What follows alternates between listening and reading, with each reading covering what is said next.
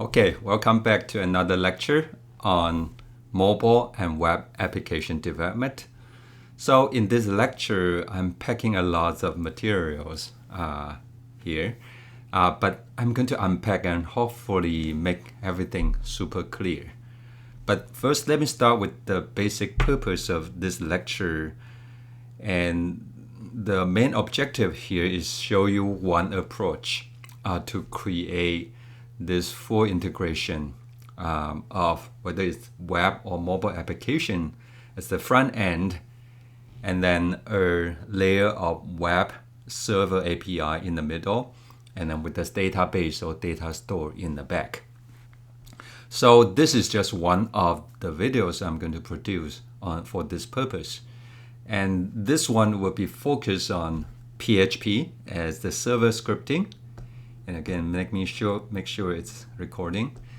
PHP in the middle to serve the server APIs, which is going to integrate MySQL database in the back with jQuery in the front, so that you can use that to integrate into a web application, into a website or web page, right? The same logic actually will work for mobile development when you have React Native, for example, as a front end with its networking capability to connect to PHP so that you will enjoy the data APIs and integration with MySQL database all the way in the back. So this is one video focused on PHP, jQuery, and MySQL integration. There will be a second one on Node.js in the middle. So Node.js for the web services APIs, and then MongoDB as a backend NoSQL database, and then React Native or other front-end technologies for the integration for the front end. Okay, so this is kind of layout of, and it's going to offer you different alternatives. And when it comes to web or mobile app integration, kind of the full stack experience in this lecture. Now, I do want to start with some basic concept here, and this is going to be brief. This is not a full lecture of this notion of REST, okay? And REST or RESTful, right, APIs, this is the kind of the most used style for the architecture of web APIs or mobile APIs. And it's an acronym for representational state transfer, okay? So representation and state, these are very important concepts in this architecture or style of creating distributed systems with APIs that you can integrate into different parts of your system. And there are 6 guiding principles of REST, okay? And I just want to briefly mention it and highlight a few things here. So you see the picture here, and this tutorial, I think is a good starting point for many for beginners. So, you know, the guiding principle, because REST is really not a requirement, but more of a style of recommendation that you do.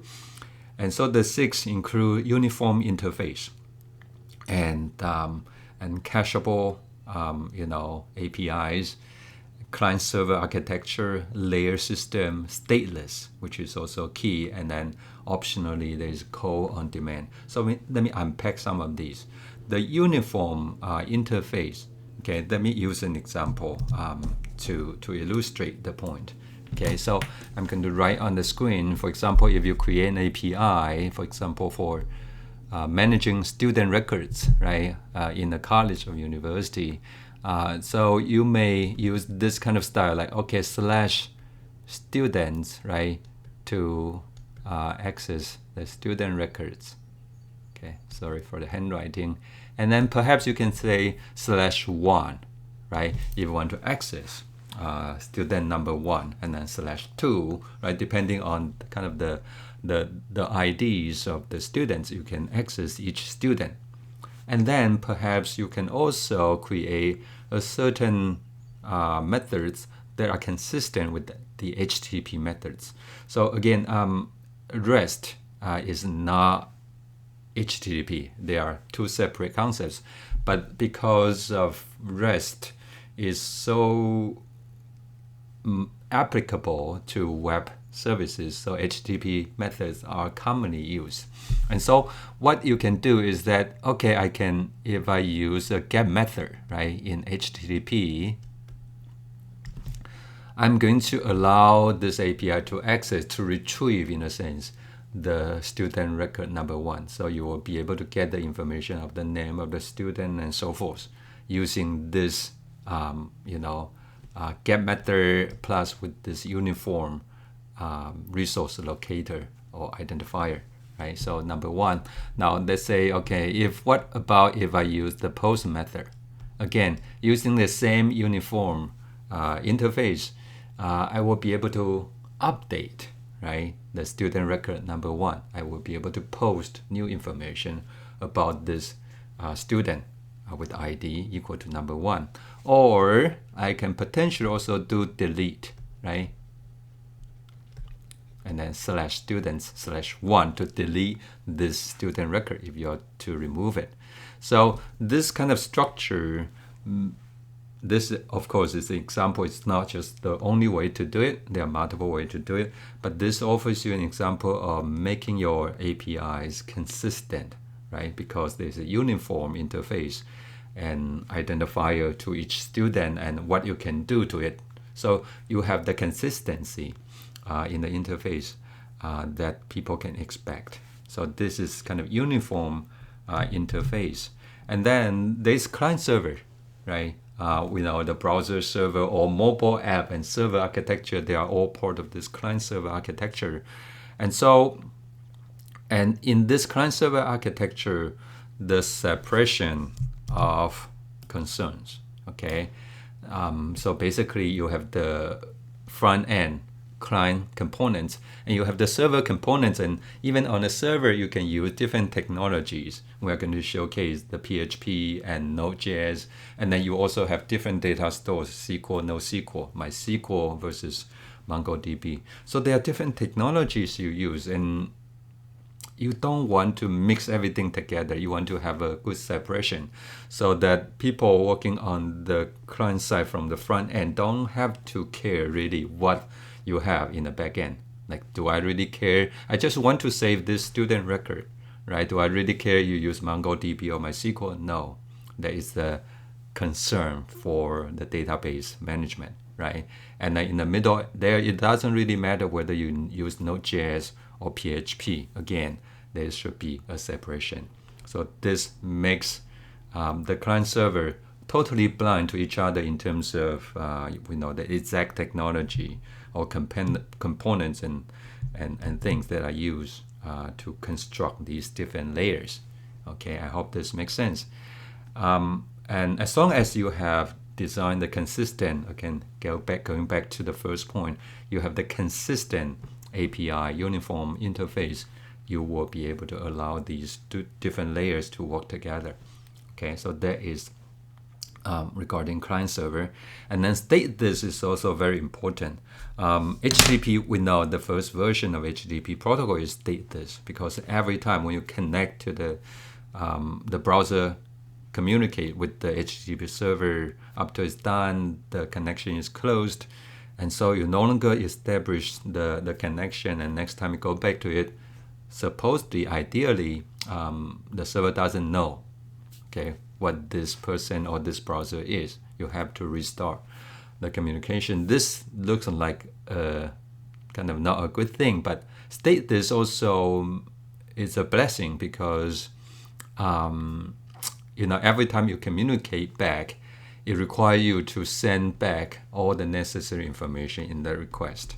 And this enables you to do lots of things such as proxies, right? So if you send this request from the proxies, the same thing will work, right? If you have to route this request through different servers and third-party APIs, as long as you send the same required parameters and data necessary for that request, you will get the same result. So consistency is very important. And also, so this makes sure you can use proxies. It's regardless of where you send this request from. And also it makes possible that the result can be cached, right? Whether you are going to cache the result or not is a separate question, but stateless also enables result to be cacheable. And so the next point is like cacheable. Cacheable is a very important feature in today's world because of the scale of data that we need to serve. And sometimes we are serving repetitive or redundant results, right?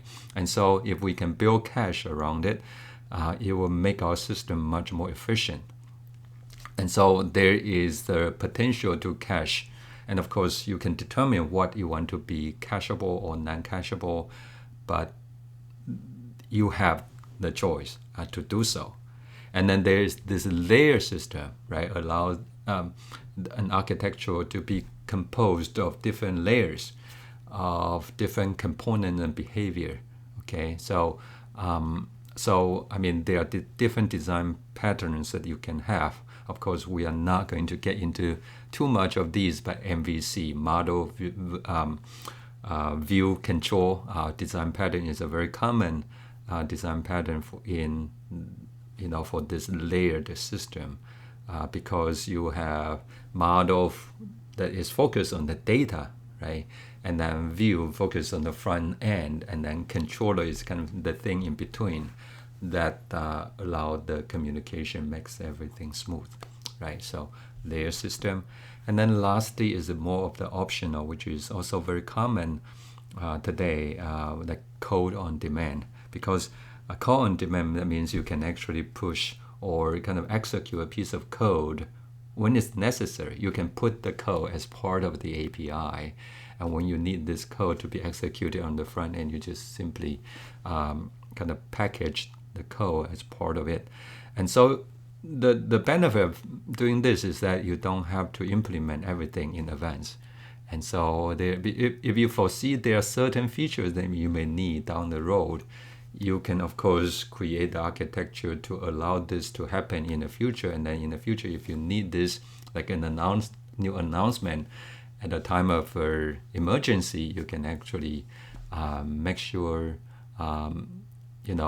the code for certain announcement will be shown to the user without you kind of making an update, right, to your app. So that is the kind of one use case for code on demand, which is optional. So, I mean, this is really the 6 major aspects when it comes to REST.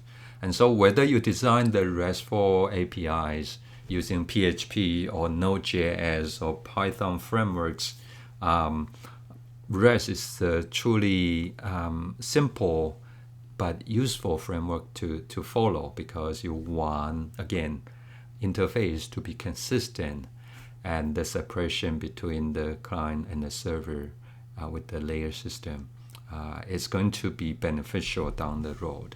Okay, so in our examples, we'll try to follow the guidelines or styles of REST, even though it may not be 100% accurate.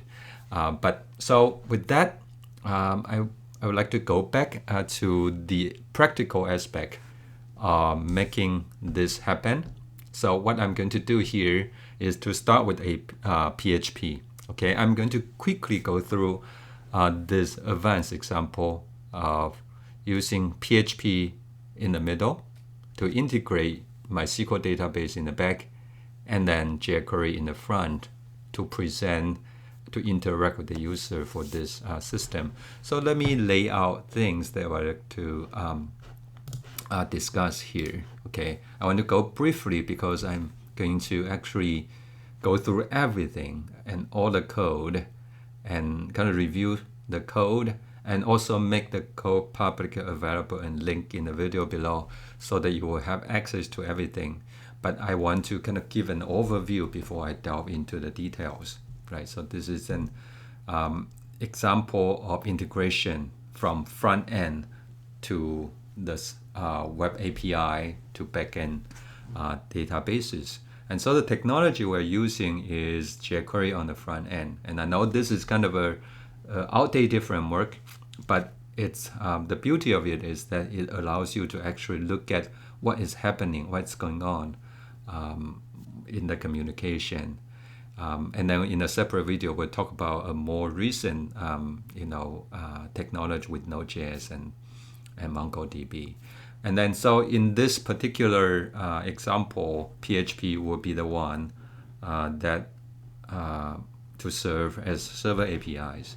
And so in order for the client server to communicate on the client side, on the web page side, jQuery is going to have this get method or post method, right? These are implementations of HTTP get post methods to send data to the server and to auto request data from the server. So send a request, get a response to do things, right? And then PHP will receive the request, whether it's a get request or post request, and be able to process them as part of the $_get or $_post.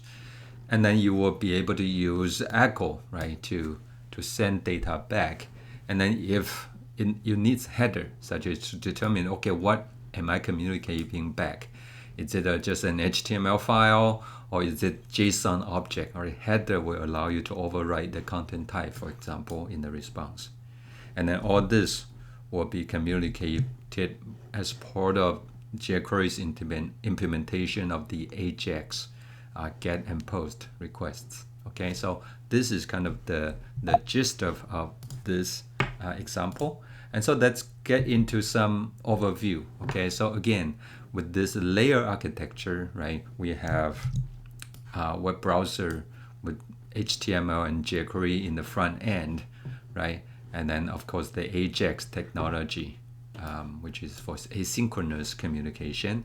And then on the web server, we have, you can think of the PHP as the application server, which is a server-side script, allow you to dynamically generate web pages and even to generate data as part of the data API, and then database server, whether it's MySQL or MongoDB in the backend, right? So there is all these different layers of servers or technologies to enable you for the full integration.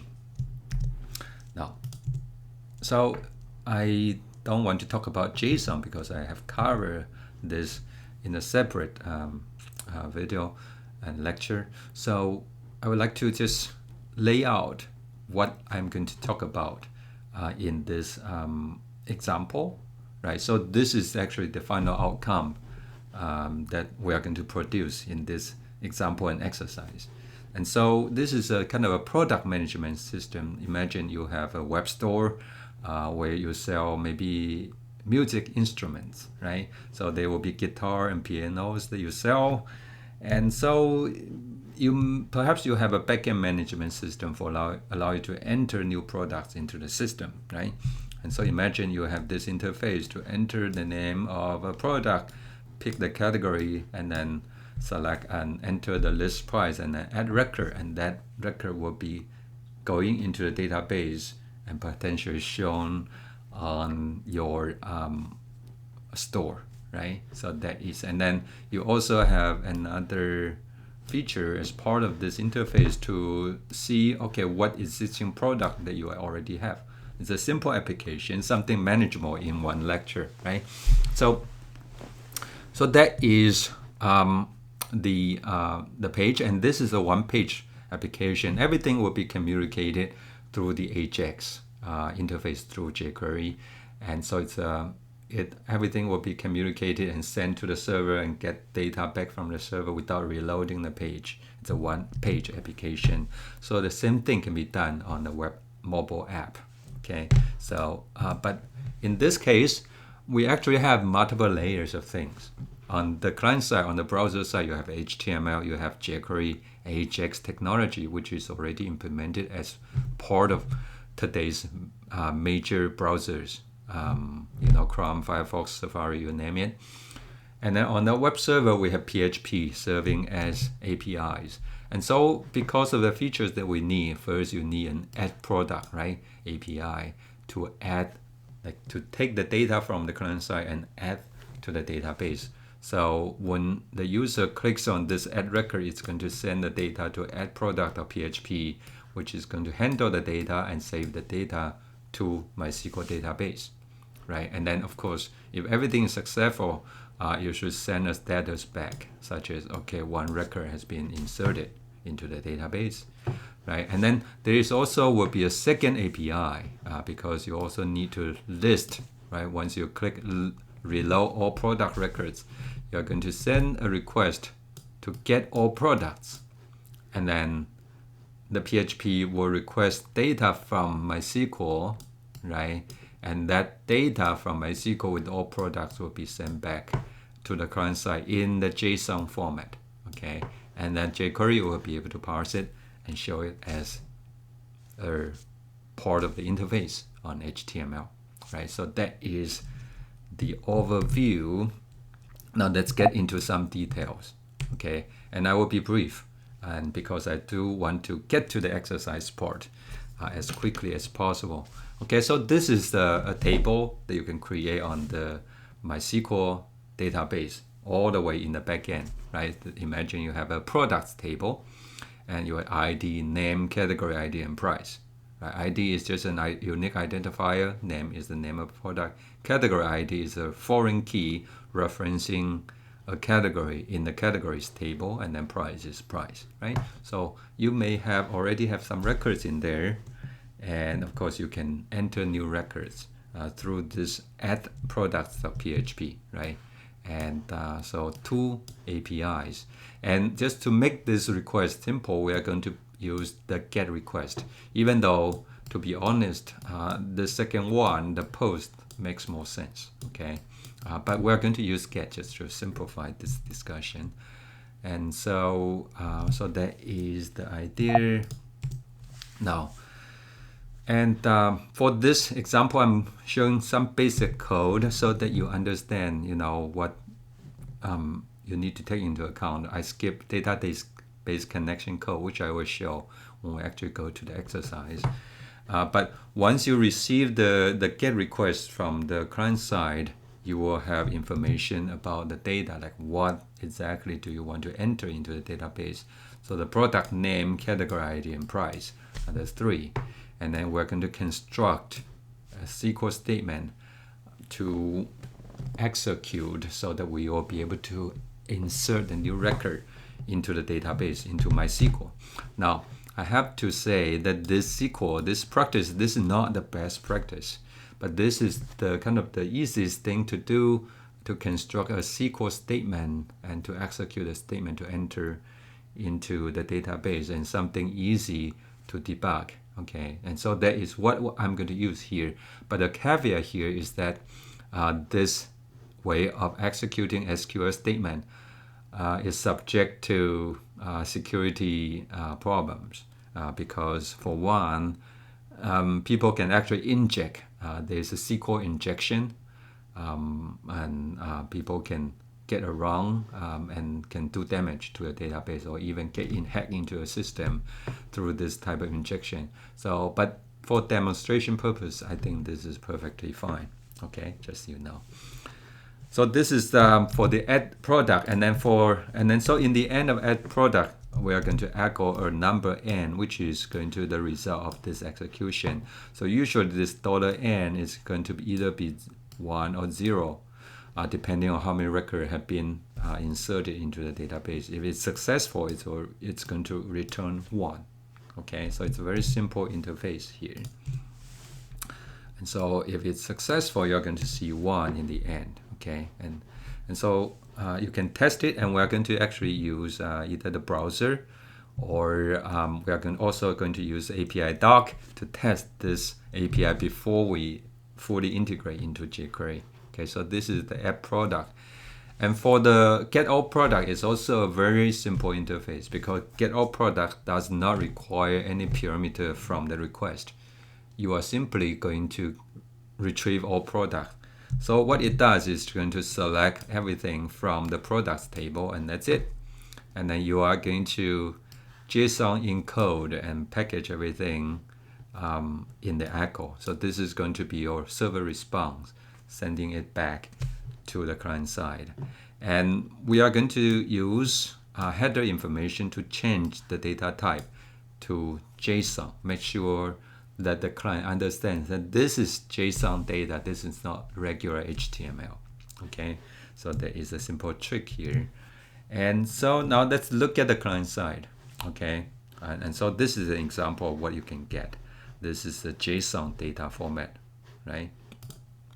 Now on the client side, we're going to use jQuery. Okay, and so of course we need to link to jQuery, and our main code is in the main.js.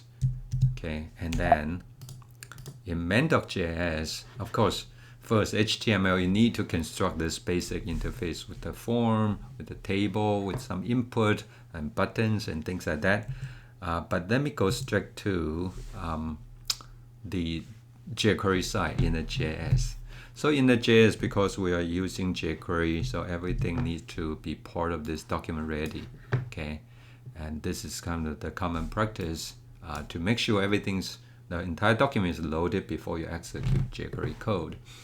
And then of course this first part to add a record is part of the button add, okay, on click event. And so this is, once the button is clicked, we're going to execute this code. What it does is, of course, the first part is to retrieve the values from the input boxes or the select box, and then package the whole thing as part of, this is jQuery's implementation of sending a GET request to the server to add product of PHP with name, category ID, and price. Okay, and then this callback function, this function is a callback function because it's asynchronous communication. So a note here is that it's asynchronous communication is like this. You call your friend with a question, okay, and your friend will need to work on it, right? But instead of waiting on the phone, you are going to hang up. Say, you tell your friend like, okay, help me research on this question. When you have the answer, call me back, right? So that is the mechanism. Your friend, once the processing is done with the data, is going to call you back and give you the data. So the same thing here. So that the GET request, you can send a request to the server, hang up, and then when the server has the data ready, it's going to call you back and send you back the data. And so when the data is ready or not ready, depending on the status, you are going to get a status code. Okay, status code can be something like 404, right, or 200, right? 404 for not found, 200 for, you know, all these HTTP code that you must have seen, right? And so with that status, and you can certainly check the status, but what we're going to do is that we also have a status element on the web page where we are going to kind of show the status of this request. Okay, and if you come back with 1, it's going to show 1 record has been added to the database, right? So that is for the adding record. And then for the reload, we're simply going to again send a GET request to getProducts.php, getAllProducts.php, and then once the data is back, okay, once the data is back, we are going to use this $.each. This is the jQuery's implementation to go through each record in the data, because imagine when you retrieve all products, it's going to be more than 1 product. So you need a loop to go through all the data, and each time the index and record is 1 record from the data, you are going to output the name, the category ID, and price, right, as part of the list. So you essentially will show the list on the HTML page. Okay, so that is kind of an overview of how all these will happen. Okay, and these are some of the details that I have also already talked about, how things will be gathered and sent to the server and get the result back. Okay, so again, the first few things, these are from the input boxes, right, from these 3 input boxes. And then once this is, with this GET, you are sending data to the server PHP, and then with this data function, callback function, you are getting data from PHP, and then kind of render them on the web page. Okay, similar, likewise, you have this, right? Send a request to the server to get all products, and once all products back, it's packaged in the data, and then you process the data to render them, right, on the page. So that's a process. Now, so this is the whole interface, and with that, I think let's get to the exercise, and then I'm going to walk through the full process. And there are actually a couple of things I would like to cover in this full process, because I know today you want to make your code as part of a Git repository. So you want to be able to start from the Git to create a repository, and then make it in your, connect that to your VS Code. And then you also need an HTTP, SFTP to be able to upload your code to perhaps, your web server, and where on the web server you will be able to debug, right, and test your PHP APIs. And so there is both the Git setup and SFTP setup, which we can go through rather quickly, and before we start to test the code. And then there's also the database. So let me go there. Okay, so what I'm going to do first from here is to go to GitHub. Okay, and I imagine you already have your GitHub account. And what I'm going to do first on the GitHub is just to create a new repository. Okay, so a new repository on GitHub, and the name of the repository will be, let's call it PHP site. Okay, so it's a full site with PHP, and it's going to be full integration of PHP APIs with backend MySQL and front end with jQuery. And of course, it's part of HTML, right? It's a web integration. And let's also add a README, so that, and of course, if there are templates that you want to use, for now, I will just ignore it and make it public so that I can share this site and all the code with you. If you want a template, that's fine, but for now, I don't need a template. I can just go ahead to create this public repository, right? So I have this basic repository. Now I want to copy this SSH because I already configured the SSH with key authentication, on my terminal, but also for my VS Code. So this is what I'm going to do. I'm going to copy this SSH clone, and then I'm coming back to my VS Code. Okay, so this is my code environment. I logged into some basic place, but what I'm going to show you is that in VS Code, open your terminal. Okay, if you don't know where it is, it's under View Terminal or Control backward. Okay, either way, under your terminal, and know where all your Git or VS Code root directory is. So I put everything under Git which is under document. So this is my root. And so under here, if your configuration is right, you're going to use git space clone, and then copy paste that PHP site git URL, hit enter, and that should clone everything into your Git. And so here it pops up as PHP site with the README. And now just to test this Git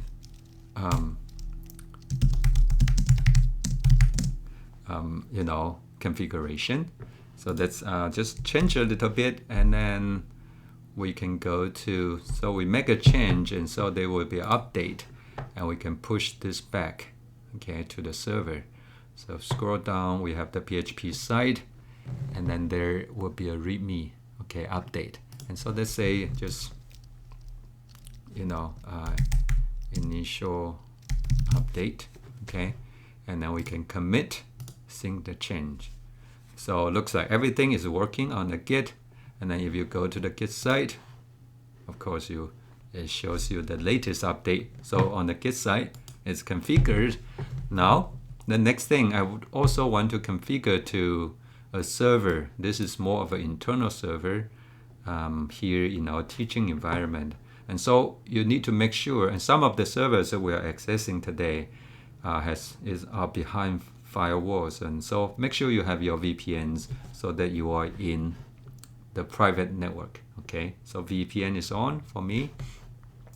And the next thing I'm going to do is that so you can either the plugin automatically configure for you, or I'm going to manually create the configuration. Okay, I'm actually going to copy paste, but of course we are going to upload our pages to a server with SFTP. So make sure you have this TZ skunk SFTP plugin enabled or installed on in your VS Code environment. And then the next thing I'm going to do is under so let me copy it over, make things easier to see. Because I already have done the test. Okay, so I'm going to create dot. Just make sure you have the dot. Okay, so .vs code.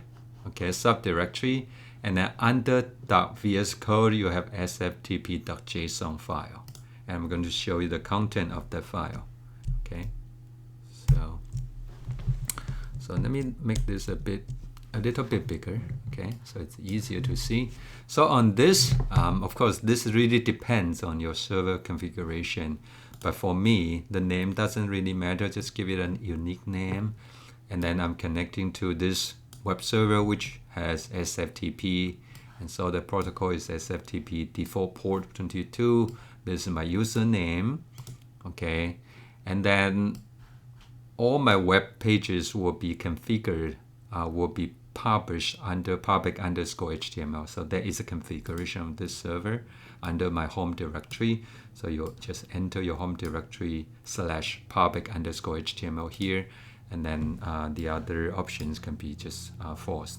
That's okay. Okay, so there is so this configuration also will be available on the Git. Okay, once I publish everything there. Okay, so you will have access. Again, it will be linked in the video description, so make sure to check it out. So you have this configured, and what I'm going to do is simply just to upload this entire site, PHP_site, to the server, to the web server. Okay, so upload folder, right click there. The first time, of course, it's going to ask you for the password. Okay, so I'm going to type in the password, and down here it says connecting, and it's making changes. And so if it's done main, no error, you are good. You can click on it to show, okay, it looks like everything has been uploaded from local to remote, which is great. Okay, and again, I'm going to go back to terminal.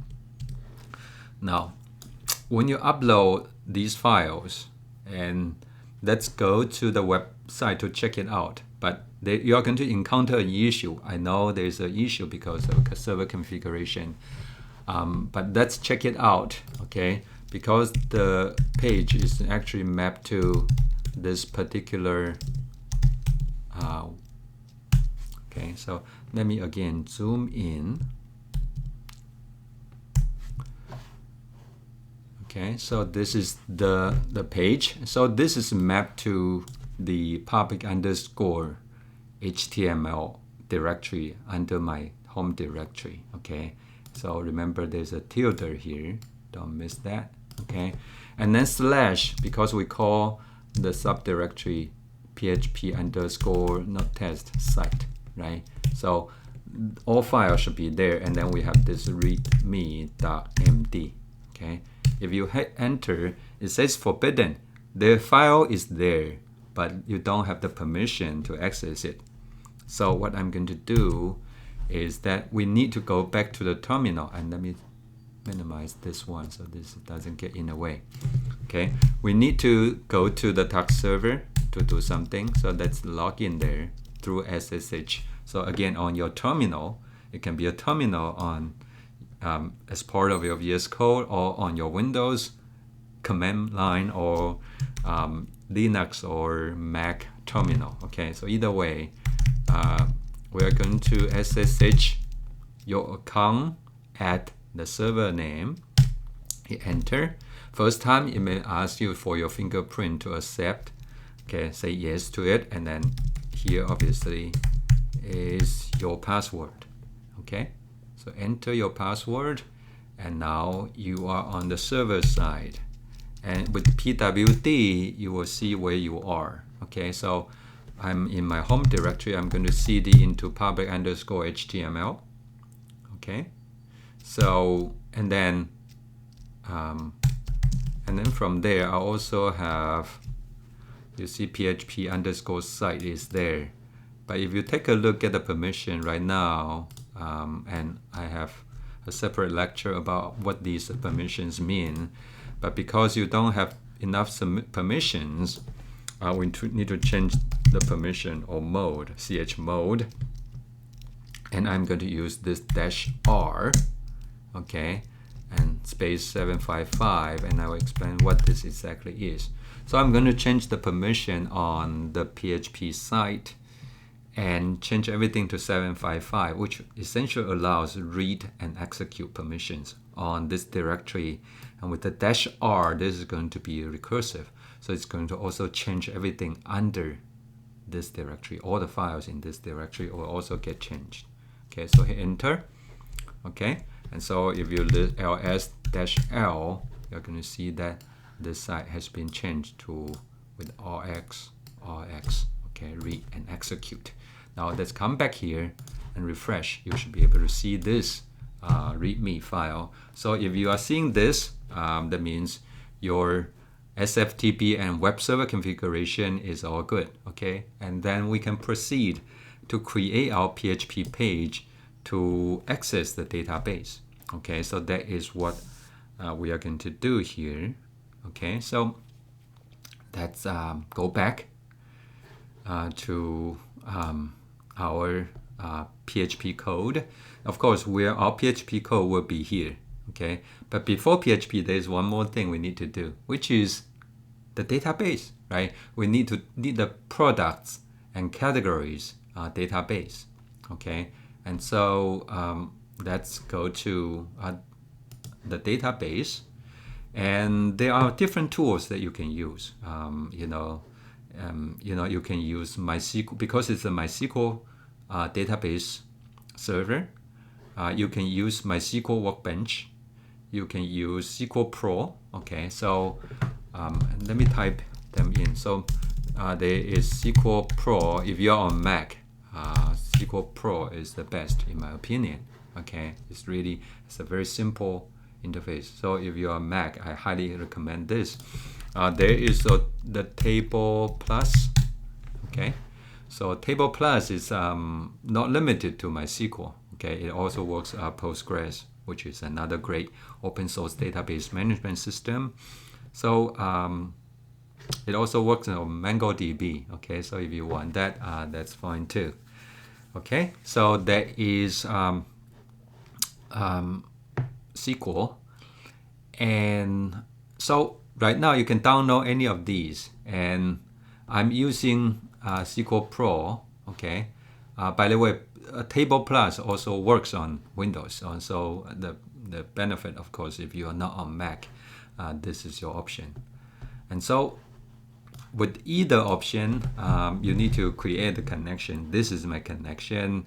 I'm showing it here. You can follow my example and with your own username and password. Okay, and this is perhaps it's your database is something like this. Okay, so we are going to connect to the database, and with this we can connect. Okay, so so this configuration is actually SSH connection. So it's a two-stage connection because the database is not directly exposed to the public or even within the private network. It's sitting behind another server. And so you have to first goes to one server through SSH, right? So at the bottom here is the first server that you log in, like the same SSH that we have done earlier. And then from there, you connect to this server called BVM25. Okay, so it's a two-stage connection over SSH. Okay, but so once you have done the correct configuration, you should be able to connect. And I'm actually going to switch to a different database here because I already have the data structure there, so I don't need to redo everything. Right, so I have this products table, okay, which I show you here, and so it already has some data. And let me show you the structure of the database. It has 4 fields: ID as integer, and I also check this auto incremental, okay, which is some system will label it as AI. It's for automatic increment. So this is a field that when you enter a record, you don't have to take care of it. The system will automatically create a sequential unique ID for you. And then category ID is a category ID like 1, 2, 3 to indicate which category the product is in. Like you can say 1 for violin, second 2 for piano, and if it's about musical instruments, right? And then product name for is varchar or varying length characters. Like 255 is like up to 255 characters. Okay, and you can change the configuration here. And then list price is decimal for currency, like 10.2, right? 2 decimal points. And then so this is the structure. So when you create table, you should have a similar structure here. Okay, and you know just a little bit of database SQL query, because when we use PHP to connect to a database, we want to use PHP to access, right? To insert records, but also to retrieve records. So let me quickly show you a couple of SQL or SQL statements to retrieve data. Okay.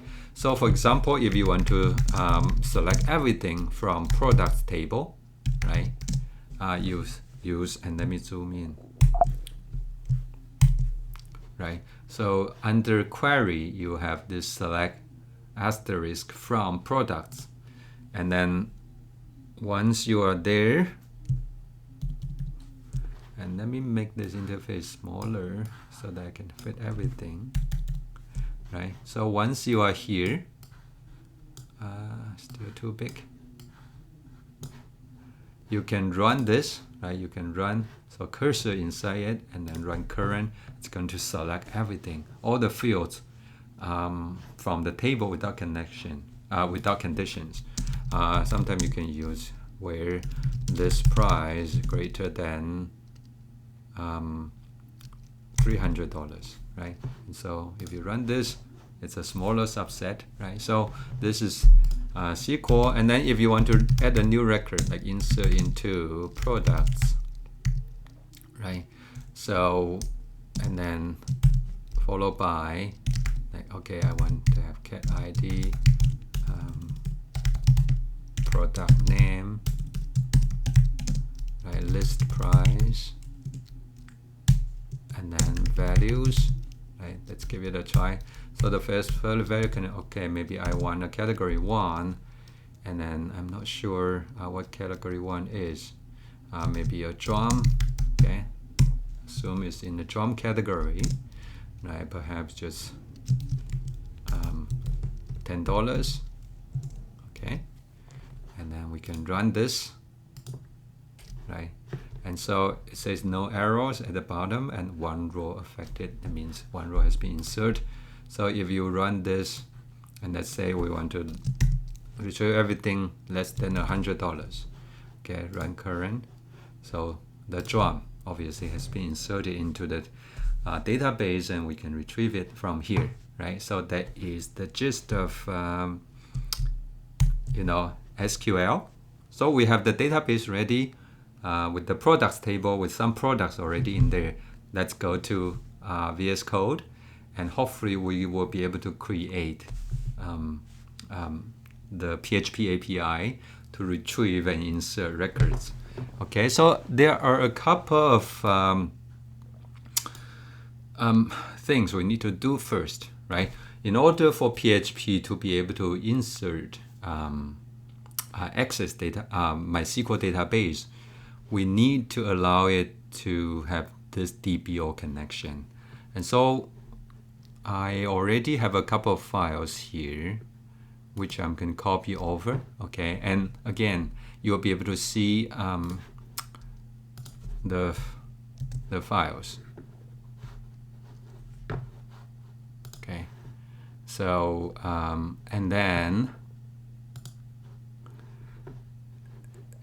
but I'm going to talk about this file in particular, okay? This DB example, and then I will start with the rest because this example doesn't have a password, okay? So I want to talk about this, and on the PHP side, there's one more thing I would like to do. I would like to create a new file called .getignore, okay? So because like when you are in a real environment and some files has really sensitive data or information, and you don't want to share it, okay? And if your repository is shared beyond your internal group, right, that should have access to a sensitive data such as passcode, then you want to add this db.php to getIgnore. Okay, so in that case, you will be able to,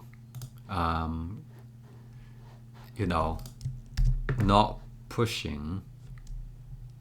push this file to the Git. Okay, so with this getIgnored, I'm not going to push db.php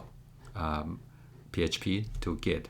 You see it's grayed out, and so but I have this db_php example.php just to show an example code like this, like what you can do. Okay, so as a common practice while you are still testing and debugging a PHP, it's a good practice to include this error reporting all and then int display errors on. Now we know PHP runs on the server side, on the web server side. So when you are testing a page, it doesn't necessarily, if something goes wrong, and most likely when you are developing the page, something is going to go wrong. So when it goes wrong, it doesn't show anything on your web page, right? Because something goes wrong on the server and your website doesn't have access to the server side code. And you are seeing a blank page or just a warning without knowing what's going on.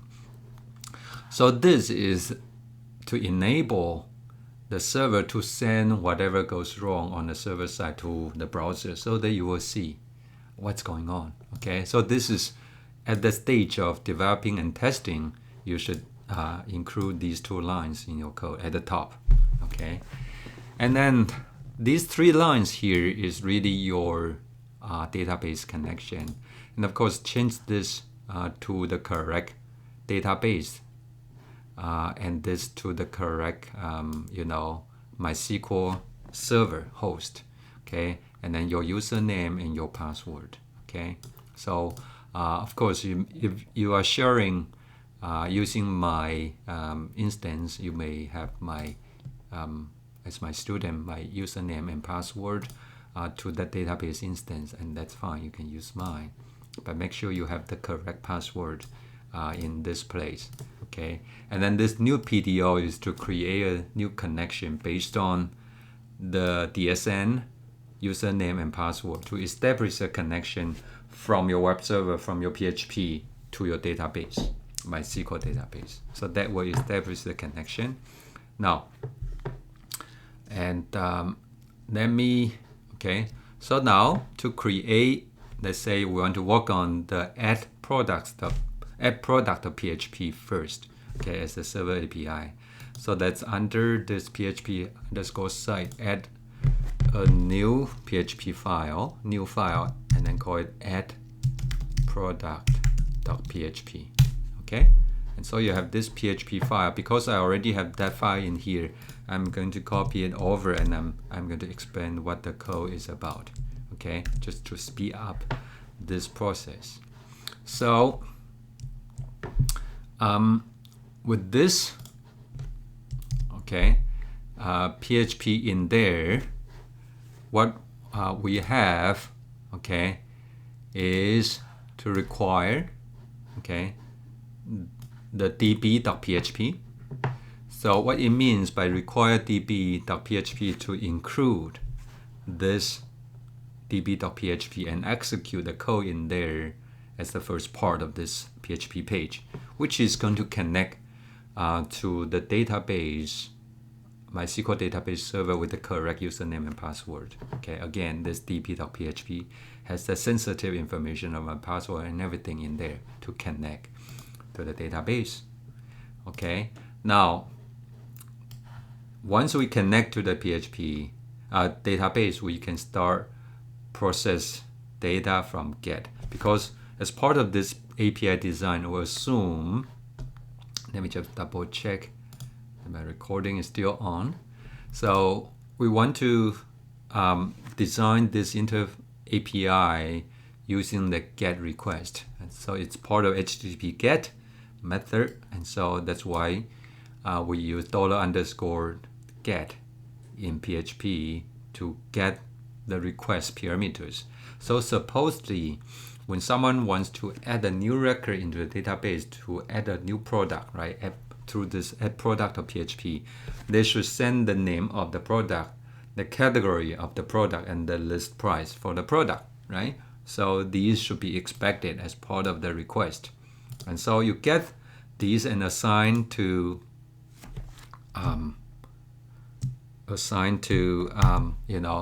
$name, right? And then CID to price ID from the get. Now, the next, you are going to package everything, the real data actual values of CID, $name, and price as part of this SQL statement, because SQL is the language we interact, that you speak to communicate with the database. Okay, and so we are going to use this insert into products, because we want to insert a new product record into the products database. Okay, following the order of category ID, product name, and list price. So these three fields, okay, when you create your structure and when you try to insert, should be consistent with the names of your columns. So if you go to the products table and you want to take a look, right? So if you look at the structure, for example, and let's zoom in, again, it's called cat ID, product name, list price, with the second word capitalized. Okay, so that is my naming of the fields. And so going back, again, you want to make sure you are consistent here, okay, with these three names, and then these are the values, because with $, there are values from the variables up there. Okay, name and price. So this will construct an SQL statement, and then we're going to execute. So once this required DB is executed, this $DB will have the connection to the database, as I show you in this example. $DB is the result of the new DBO. So DB and then this dash and bracket is to call a method or function under this object, DB connection object. And we're going to execute the SQL, $SQL from here, okay? And so now, before we do it, I first want to comment this out, okay? Just as a test, okay? So command / or control / on Windows, okay? I want to have echo $SQL just before you even execute SQL, you want to make sure whether this SQL is correct. Okay, so that's kind of have this code, save it, and upload it to the server. So I'm going to click upload file. Okay, when you upload file, again, we can go to this file, to the same address here, because it's in the same directory. And again, let me zoom in, right? So it's under this website tilde and then your username / php_site. And then I'm going to go to the addProduct.php. Okay. And now I know because it's going to throw an error here. Okay. If you hit enter, the page isn't working. Okay. Because the same thing as we did before, we need to make sure the permission is there. Okay, so again, we are under here on the server SSH. Let's cd into PHP site. Okay, and because right now we are under public_html / PHP site, and if you ls-l, you will see that this readme.md is having the correct permission, but this PHP has nothing. So we need to change mode 755 addProduct.php to change the permission. Okay, so once you did that and go back to the page and refresh, it's still not working. I know something is going on here, so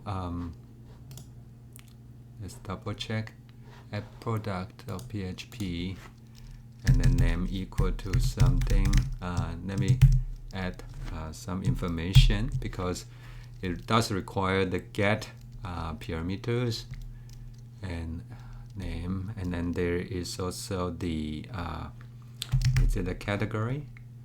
Double check cat ID, cat_ID. Okay, maybe 2, and then the price is, let's put 100. Hit enter.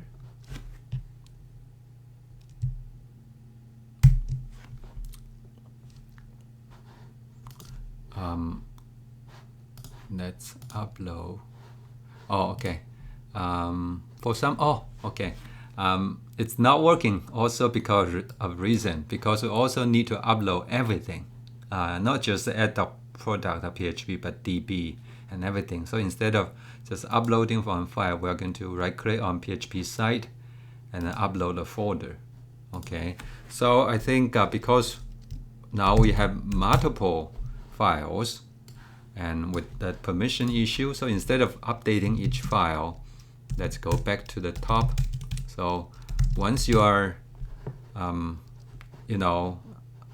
public_html, we can actually again continue what we have done earlier, right? Change mode -r 755 and then change the entire PHP site and everything under it to 755 permission. Okay, once that is done, go back, refresh the page. Okay, so right now it's working, and let me can zoom in.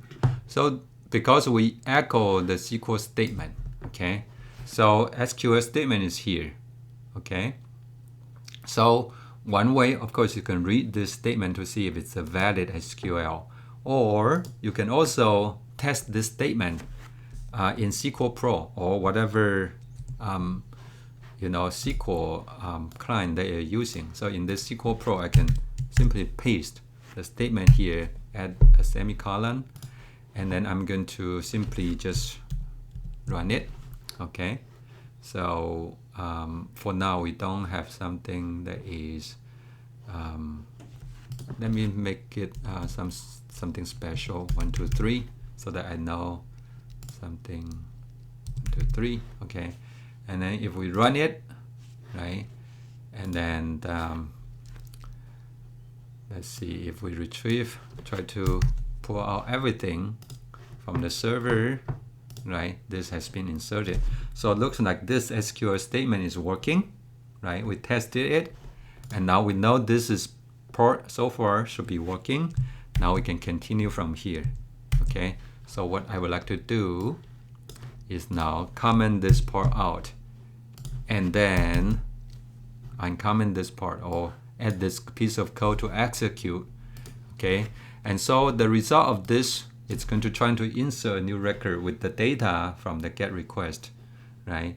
And then enter, hopefully, if one record has been entered into a server, then you can echo $n, which is going to show you 0 or 1, right? Depending on whether a record has been inserted or not. Now,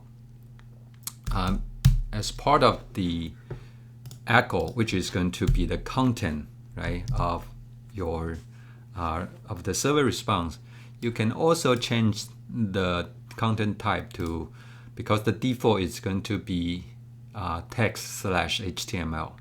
Now it's just plain text, so we're going to change the content type to text/plain.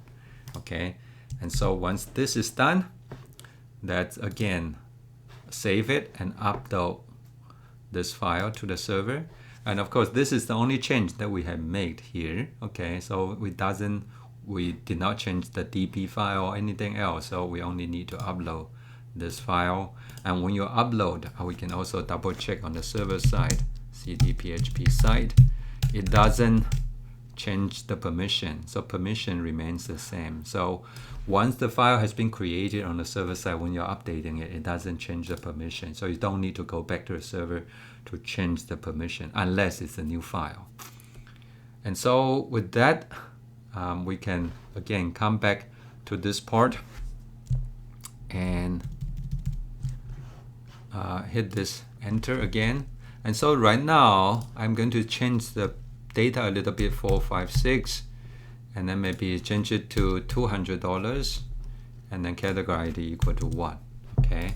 Now if I hit enter, it returns 1. Looks like this is the $n, which is the number of records that have been inserted into the database.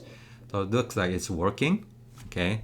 But just to make sure, you can go back to your DB client, and what you can do is again run this select from, run current, or you can go to content, whatever you want to do. But I'm going to rerun this statement, and this new record is reflected in the result. So it looks like it's working, right? So this server API is working.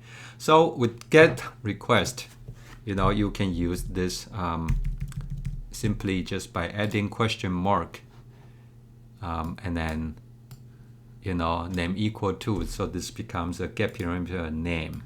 Name is a get parameter, and then and the cat ID, starting with the second parameter, cat ID becomes the second parameter, and then and price equal to. Again, you follow this format to provide the parameter in the get. Okay, so if it's a GET API, you can use this kind of approach to test it in the browser. But if it's a post and other methods, this will become much more difficult. And because this kind of style writing is also not convenient. So I would strongly encourage you to get a tester like APIDog, or I believe PostMan. Okay, either one should work, and their free version should be enough to cover for the learning purpose. Okay, so just get their free version, and you need to sign up, and then already download APIDog here. So now with this server API, okay, so this is APIDog, and because this, and let me zoom in again, right? So because this is really the endpoint of my server API to add a new product, so I'm going to copy this, and then within either PostMan or APIDog, and And let me make this slightly smaller so I can show everything in this interface, right? You want to go to endpoints and add a new endpoint, okay? So add a new endpoint and copy paste, okay? Without the question mark, okay? Because endpoint is just the URL to that page. And depending on your API design, it can be get, post, put. But for now, we are focusing on get. So that is our get. And obviously, you can save it, okay? And let's call it addProduct, okay? Hit OK, save it. Now, it takes a couple of parameters, right? The first one is name, right? The second one is cat_ID. Okay, these are not necessarily the field names. These are the API parameters. And then the last one is price. Okay, and then we can say, okay, expensive violin, or we can say rare violin, right? And then category ID. Again, I don't remember. Okay, maybe number 3, and then price is like $1 million. Okay, and so you provide the values in here, and then you can hit send, okay, which is going to send this GET request with the data. And again, you can save it if you want to also save the parameters. And then as a result, you get 1 back, okay? And this is just the first line of the response. And then as part of it, you also have header, which give you information about what that is. And you see the content type has been changed to text/plain, because we changed that in our HTTP code. But the most important thing is really the body section. You want to make sure you communicate the data back, okay? And again, we can see if the rare violin has been entered into the database. So with this, let's rerun this products again, run it, and then rare violin has been entered. So this part is working, okay? So now I want to speed up and do the second API. Okay, so I'm going to close this file. Actually, I can keep it here, but I'm going to simply just copy over the getAllProducts.php, okay, onto PHP site. Okay, and here again it requires db.php, and then the query is simply just to select from products and then run it as a query. Now there's a db.execute, if you see it, right? db execute versus execute is when you want to update or insert a record into the database.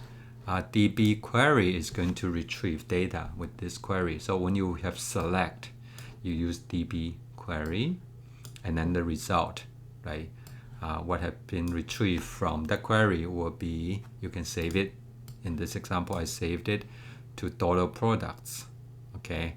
And so once you retrieve the data, I use JSON encode, because in the end, I want to package a whole thing as JSON object. And so I use products.fetchAll to fetch all the records in this format, in associative array. It's kind of a key value pair, which is perfect for JSON object, and then I use JSON encode to make sure it's encoded in the JSON format, and an echo, which is sending the data back to the client side. Now, just to make sure that it's in the JSON format, I use this header to change the content type to application/JSON. This is a standard, okay? If you mean JSON, it's application/JSON, okay? And so that's a code. And again, let's upload this file, right? And of course, when you upload this file, you still need to make the change of the permission, okay? You see the permission when you create a new file. So we can change mode 755 and then get all PHP, get all products, okay? And so this is going to change the permission, okay? And so with this is actually very simple, okay? We can test it also. Okay, so let's go back to our APIDog or PostMan, and then again add the new endpoint, right? So, and the endpoint should be, I think, let me just copy part of it. So this is my entry, and I think it's under my account, and then PHP underscore site, and then getAllProducts.php. It doesn't take any parameter. Okay, let's save it and getAllProducts. Okay, hit enter. And now it doesn't take any parameter, so I'm going to simply just send. And once I send, it gets all the results back, including the rare violin that we inserted through the addProduct.php API. So looks like this part of the code is also working. So our server APIs are now working with the full integration of MySQL database. Now, let's get to the most exciting part, which is to integrate everything, the API, into a web application, okay, using HTML and jQuery. Okay, so now let's go there. So let's go back to our VS Code. And again, I don't want to waste time just to type all the code. So what you need to do, I'm going to copy things over. So because we are going to use jQuery, so you do need a jQuery.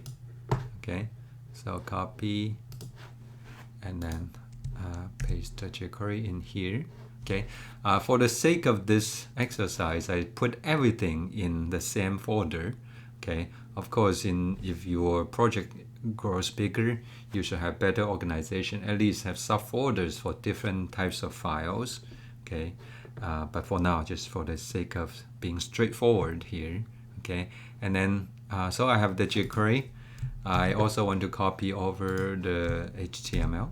Okay, so now let me talk about a little bit of the HTML, and assume you are comfortable with HTML, right?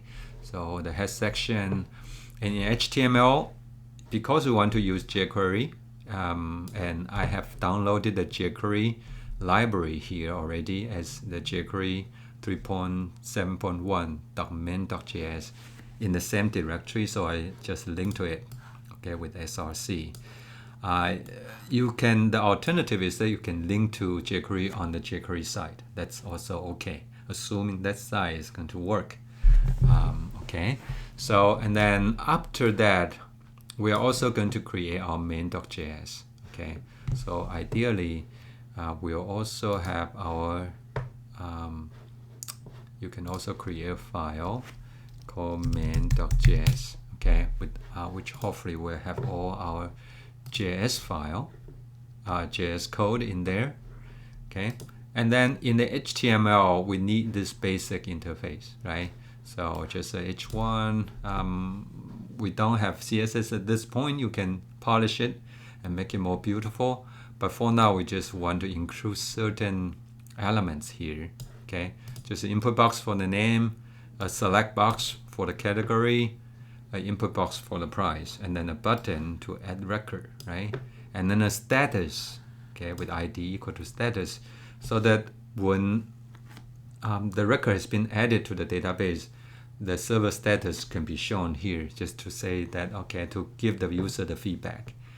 And then we also have a different button to reload all records. And there's a list out there to show the records in the list as a list. Okay, so nothing fancy, very basic skeleton. So let's upload these files to server. So upload the HTML, upload jQuery, upload main.js. And again, because these are new files, and so on the server side, on the SSH, let's list them. So you will see that these three files are without permissions. So let's change mode, and I'm going to change 755 and then everything in this directory, okay, because there are multiple files I need to change the permissions for. So change mode 755 start. Okay, so everything is change to the correct permissions. Now let's go back to the HTML. Okay, so again under PHP's underscore site, and let me zoom in again. Okay, index.html, you enter.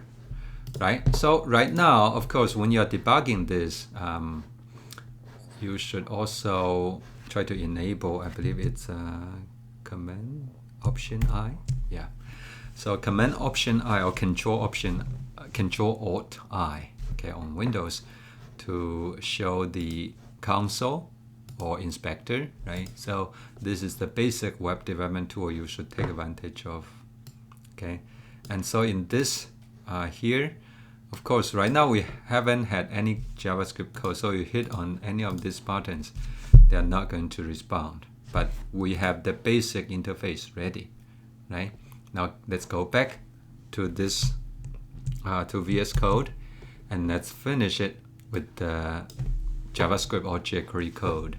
Okay, so we have the main.js, and I'm going to just simply copy the code over, and I'm going to again explain what they are, and run it. Okay, so we have the jQuery code. So I would put this index.html side by side just for the sake of to explain what this code is.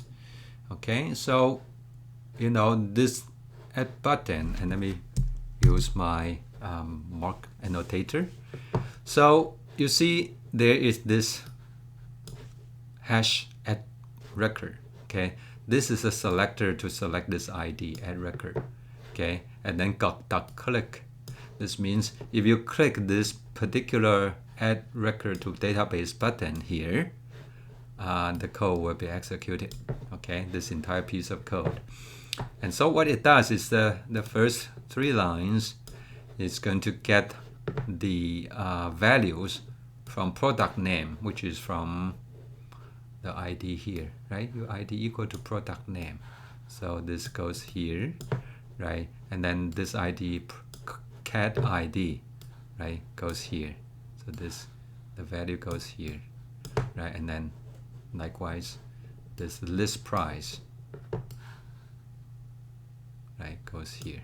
So you see these go here, and then with the server URL, because it's a get, you simply supply the parameters after the question mark, and then follow parameter name equal to value, and okay, the first one is start with question mark, and then starting with the second parameter you have this ampersand, okay, and cat ID equal to, because CID from here, okay, so I'm using different names to show you that which one is which, okay, to a bit confusing if you are new here, but you really need to know which one comes from which. Okay, CID comes from above, P name comes from here, okay, price comes from here. Okay, so you construct the parameters as part of the server, and again this calls the addProduct API.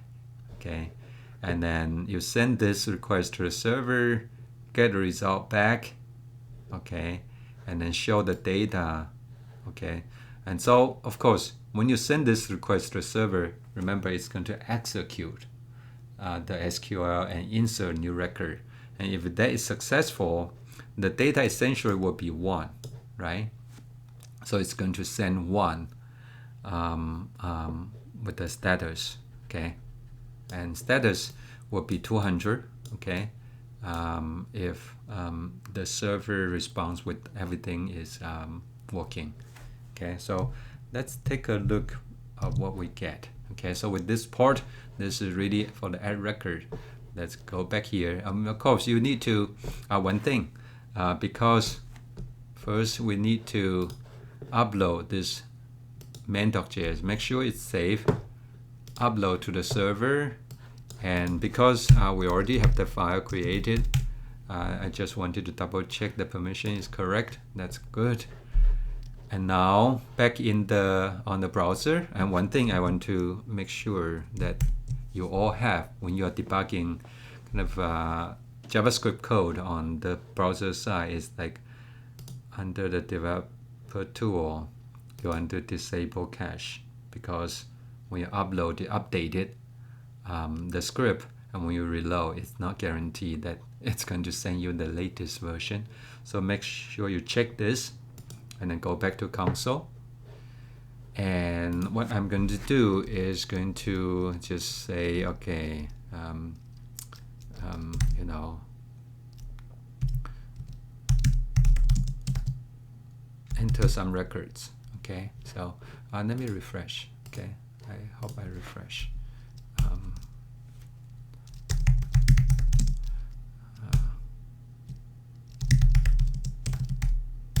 Piano.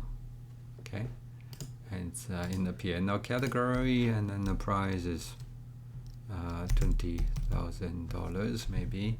And then when we hit, okay, add record to the database, it's going to actually send a request to insert the record, and then the server is going to respond with the $n, which is 1 or 0, and which is 1, which means it's a successful, and indeed the status also shows success. This is code, status code, and status you know, text, and looks like it shows us the text. So code, I believe, should be 200, and then success is the text. So, and you can obviously double check whether that goes into the database. Just run another select, and you see expensive piano now with $20,000 price tag is in the database. So it's all looking good. Okay, and I don't want to explain this reload button. It follows the same logic. Okay, and let's test it. Given the code is already there, reload all records, and showing the records here. Now I just have a very simple implementation of the records. Okay, obviously you can make this more beautiful with the table and kind of different highlighting and different color background. Okay, make it more beautiful, but this basic HTML. Now one more thing you should also use is when you are testing on the web, the networking tool is very, very useful, right? Because it also shows you. Let me refresh it. Okay, so there's nothing here, right? If I click this reload all records, supposedly you should send or get request in the backend to reload the records. So if I hit this, you'll see it sends a request to get all products, and when you click on it, it will show you everything in the request. Okay, preview is what you can see because it gives you a preview of the server data that has been sent back. Okay, but there's also a response with the server data, initiator, you know, timing, and if there are cookies and things, it will also be part of it. Okay, so this allows you to see, you know, the communication behind the scenes. So this is an important tool as part of API integration and testing. Okay, so I mean, with the combination of PHP, MySQL, and then MySQL client for you to check on the database on the API side, you should take advantage of the APIDog or PostMan when it comes to testing. And then when it comes to the final integration on the web, you can use the tool, you know, such as the networking tool, the console, to take a look what is happening behind the scene. And then all these can be translated into the React Native development. They are similar tools for networking and debugging, and so on, console that you should look into for this integration. Okay, so let me double check whether I have covered everything. Okay, so PHP, DB, dog index, jQuery, and testing. I think I have covered everything. And so once everything is done and your code is looking good, right? So what you are going to do is, of course, everything has been pushed to the website, but to your Git repository, I'm going to have commit everything, right? So APIs tested and integrated into jQuery. Okay, and I'm going to commit and sync the changes. Okay, and if it's synced And if I go back to my Git, refresh it, I have everything on this page. And I will make sure that I share this under the video so that you have access to everything that I have done here for your PHP and MySQL and jQuery integration. So it looks like it takes quite a while for me to complete everything in here, and hopefully this is clear enough for you to go through this process to create your own application. And feel free to ask questions below. I think this will be enough for this week, and I hope I will have time to also show you another example based on Node.js. I already have tested the code and everything, but I think looks like this is enough for you this week. So I will get to that Node.js and with MongoDB and React Native integration next week. Okay, so we'll see you in the next one. And again, keep me posted on questions or issues.